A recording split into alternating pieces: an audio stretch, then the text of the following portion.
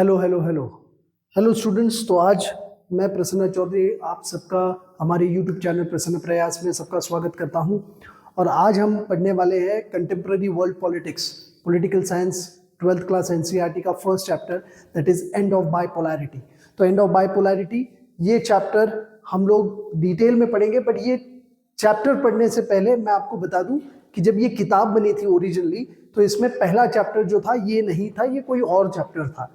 ये 1 साल पहले ओमिट हो चुका है। इसके पहले जो चैप्टर था उसका नाम था कोल्ड वॉर। अब ऐसा है कि ये चैप्टर को समझने के लिए, ये जो लिंक है इसको समझने के लिए, कि इसका जो हिस्टोरिकल बैकग्राउंड है इसको समझने के लिए थोड़ा सा कोल्ड वॉर के बारे में पता होना जरूरी है। मैं पूरा तो चैप्टर नहीं लूंगा, बट एक क्विकली 2 मिनट में जो है हमारे कोल्ड वॉर के बारे में मैं आपको थोड़ा सा क्विक जो है एक ओवरव्यू देना चाहता हूं, ताकि आपको चीजें समझे, लिंक में आए। देखिए 10th क्लास में हम लोगों ने वर्ल्ड वॉर 2 के बारे में बात करी थी, राइट।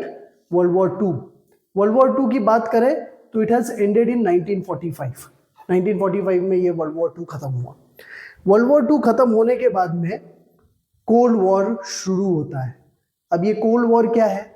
तो कोल्ड वॉर एक्चुअली एक ऐसा है कि जब सेकेंड वर्ल्ड वॉर जब खत्म हुआ तो there emerge as a 2 super power, 2 super power emerge होके आए। एक था यूएसए और दूसरा था यूएसएसआर। तो इनके बीच में जो है ना एक तरीके का एक वॉर शुरू हो गया जिसको कहते हैं कोल्ड वॉर। कोल्ड वॉर का मतलब क्या है? There is no direct war. Cold war यानी there is no direct war, but what kind of a war that is going on? They are fighting with each other. वो fight कर रहे हैं, but वो उनकी जो फाइट है ये एक प्रॉक्सी वॉर की फाइट है। They are fighting a proxy war. Proxy war means what? The war which is ideology, the struggle for ideology, economic influence, armed race, इस चीज की जो है ना फाइट इनके बीच में चल रही है। भैया किसके बाद में सबसे बेहतर आर्म्स रहेंगे, किसका इकोनॉमिक इन्फ्लुएंस सबसे ज्यादा रहता है वर्ल्ड के ऊपर में या कंट्री के ऊपर में, या फिर किसकी आइडियोलॉजी सबसे अच्छी है। जैसे हम बात करें यूएसए की जो आइडियोलॉजी थी वो थी capitalist ideology. It believed in capitalist ideology. USSR believed in communist ideology. We learn this in 10th standard. 10th standard की जो हमारी किताब है उसमें रशियन रिवॉल्यूशन के बारे में जब हमने बात की थी सीबीएसई के एनसीईआरटी में, तब हमने इसके बारे में पढ़ा है, ठीक है। तो जब ये कोल्ड वॉर शुरू हुआ, जैसे मैंने कहा कि it was between USA and USSR, ये तो 2 पावर है, बट इनके साथ में कुछ और भी कंट्रीज थे। इसलिए हम कहते हैं कि this war was going on between USA plus allied forces and USSR plus allied forces, ठीक है, प्लस, ठीक है। इनके कुछ अलाइज थी यानी दोस्त थे उनके साथ में। अब ये जो यूएसए प्लस अलाइड अगर मिलके देखा जाए तो they were nothing but they together were known as capitalist western society. जैसा नाम है वैसा काम है, कैपिटलिस्ट, क्योंकि कैपिटलिस्ट सोसाइटी थी। वेस्टर्न सोसाइटी नहीं है, sorry, it is bloc. This is bloc, western bloc. इसी को जो है ब्लॉक कहा जाता था। उस ब्लॉक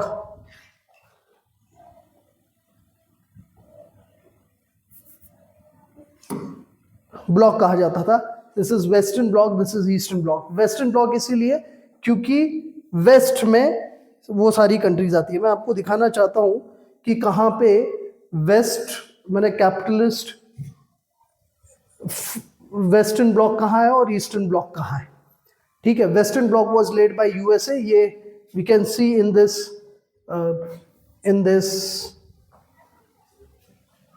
this diagram, ये जो ब्लू है this is western block, ठीक है। नाटो भी कहते हैं क्योंकि ये सारे जो कंट्रीज जो वेस्टर्न ब्लॉक में थे उन्होंने एक ट्रीटी साइन की थी जिसको नाम कहते हैं नाटो, NATO, ठीक है, नॉर्थ अटलांटिक ट्रीटी ऑर्गेनाइजेशन।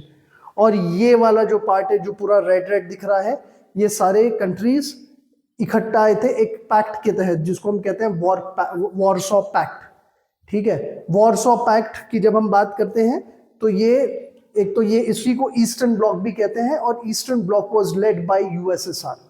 और एक तीसरा एक और ब्लॉक था, ठीक है, थर्ड ब्लॉक कंट्रीज जो कि नॉन अलाइड या न्यूट्रल कंट्रीज जिसको कहते हैं, स्पेशली जिसमें इंडिया था, इंडोनेशिया था, ठीक है। ये इंडिया ने नॉन अलाइनमेंट मूवमेंट चलाया था। भैया हमको ना तो यूएसए के कैंप में जाना है ना तो यूएसएसआर के कैंप में जाना है, हमको अलाइड रहना है।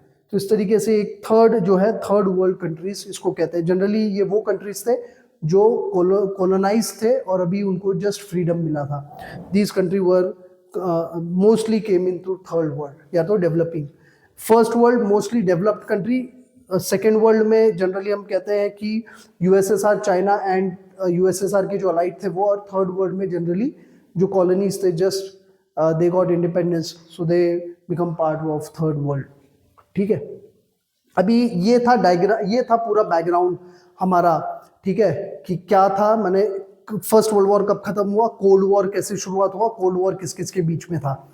अभी हम चलते हैं एंड ऑफ बाइपोलैरिटी। हमारे चैप्टर के, हमारा जो चैप्टर है उसके टाइटल के ऊपर में। ठीक है, and of bipolarity.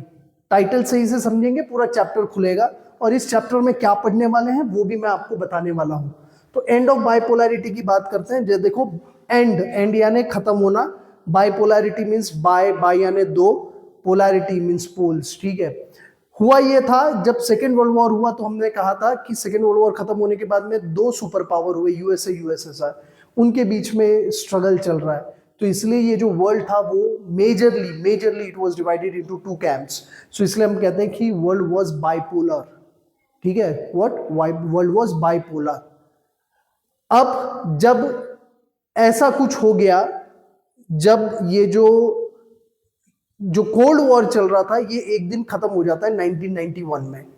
1991 why it got ended and it was abrupt, it was sudden, because USSR got disintegrated. USSR, जिसको हम सोवियत यूनियन के नाम से भी जानते हैं, ये जो एक बहुत बड़ा एरिया था, ठीक है, वो डिसइंटीग्रेट होता है। तो इसके 15 देश अलग निकल जाते हैं इसमें से। तो पहले 8 निकलते हैं, फिर धीरे धीरे करके और बाकी के भी देश निकलते हैं। तो ये डिसइंटीग्रेशन ऑफ यूएसएसआर होता है, इसीलिए that led to the end of cold war. And when we say end of cold war, that means end of bipolarity. समझ में आ गया, ये लिंक समझ में आ गया। अभी हम चलते हैं वापस से हमारे टेक्स्ट बुक की तरफ में, जहां से हमें क्वेश्चन आएंगे जो हमें समझना है टोटली। ठीक है, तो देखिए ये टेक्स्ट बुक का जो पहला पन्ना है उसमें आप देखेंगे कि पहले ये जो पिक्चर है वो दिया हुआ है। ये now this picture you could see there are people who are trying to break the wall है ये, और हाथ से तोड़ रहे हैं, आप देख पा रहे हैं। ठीक है, यहाँ पे भी एक ऐसी वॉल है बहुत बड़ी, और यहाँ पे पीपल हैव गैदर्ड, और ये इतना पोर्शन टूटा हुआ है, ये यू कैन सी दिस। ये वाला इसमें एक स्ट्रेट वॉल दिख रही है आपको। तो एक्चुअली ये वॉल जो दिखाई दे रही है, ये वॉल है बर्लिन की। जर्मनी की कैपिटल है बर्लिन, और बर्लिन में एक बीच में से, बर्लिन शहर के बीच में से एक वॉल बनाई जाती है। And the entire Germany was divided into 2 part, east Germany and the west Germany. और जब हम दोनों को 2 पार्ट में डिवाइड करते हैं, तो ये सेपरेशन, ये बिल्ड जो मैंने, ये जो वॉल था, that was build in 1961, when it was build in 1961। ठीक है, and after 28 years in 1989, November 1989, 9th November 1989, you need to remember this date. ठीक है, 9th November 1989, this wall was broken down by the people, and this Germany, which got divided into 2 parts, it got unified, एक हो गए। तो अब question आता है कि ऐसा क्या हुआ कि जो एक हो गए, है ना। बट इसके बारे में हम डेप्थ में नहीं जाएंगे इस क्वेश्चन पे। बट हाँ, वो एक होते हैं, बट वो क्यों होते हैं? Not a single bullet was fired and it was the people who unite this country. ठीक है, वहां के जो लोग हैं वो उसको यूनाइट करते हैं। तो 1989 में ये होता है। अब चलते हैं वापस, जैसे हम बात कर रहे हैं, जस्ट अ सेकेंड। हाँ, तो जब हम बात कर रहे हैं, जैसे ही बर्लिन वॉल जो है ये टूटती है, फिर उसके बाद में there is a dramatic event, chain of event. ठीक है, दैट स्टार्ट्स, एक के बाद एक बहुत सारे इवेंट्स अकर होते हैं, and that finally led to the collapse of second world. And end of cold war, जिसके बारे में मैंने बात किया था। फर्स्ट वर्ल्ड के बारे में पढ़ा, second world which was was headed by USSR. तो सेकेंड वर्ल्ड जो है वो डिसइंटीग्रेट होता है और उसी के साथ में कोल्ड वॉर जो है वो खत्म हो जाता है। जर्मनी जो कि डिवाइडेड था, इट गॉट यूनिफाइड।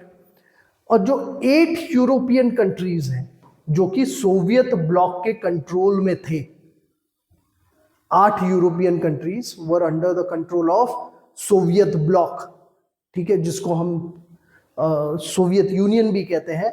वहां पे जो कम्युनिस्ट सरकार थी, क्योंकि मैंने बताया था कि यूएसएसआर के साथ में जो था, it was following communist ideology, और जो यूएसए के साथ में था वो कैपिटलिस्ट आइडियोलॉजी फॉलो कर रहा था।